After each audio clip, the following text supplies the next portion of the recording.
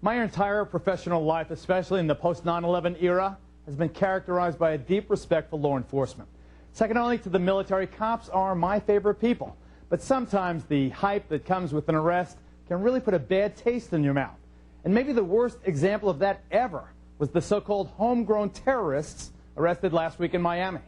It was more aspirational than operational. FBI Deputy Director John Pistol's admission is another way of saying this hapless group had no clue how to carry out their deadly deeds.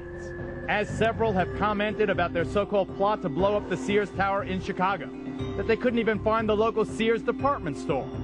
And I almost gagged when the U.S. Attorney General claimed in one of several gigantic news conferences staged after the arrests that these individuals wish to wage a quote, full ground war against the United States. With what?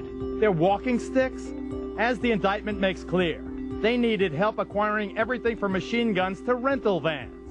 To compare this bunch of hobos, as the Attorney General did, to the homegrown terrorists who devastated the subways of Madrid and London is patently ridiculous. In the year's most laughable understatement, U.S. Attorney R. Alexander Acosta said this: "They were never able to obtain the explosives or access needed to implement this plan."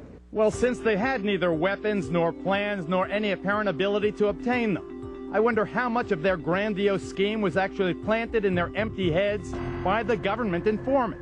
I can see it all in my mind. The secret agent is all wired up. The 7 buffoons gather around in an empty warehouse. He whispers, "Hey, why don't you guys do something really big? Bigger than the World Trade Center." "What's bigger than the World Trade Center?" asked Marcel Baptiste, the alleged ringleader who used to roam around Miami's Liberty City dressed up like Moses, carrying a crooked wooden stick.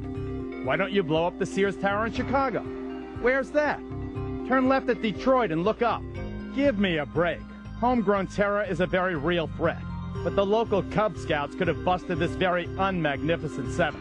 They're much more laughable than scary. What's really frightening is the enormous energy and manpower that went into this nothing arrest. That's it for us. Until next time, thanks very much.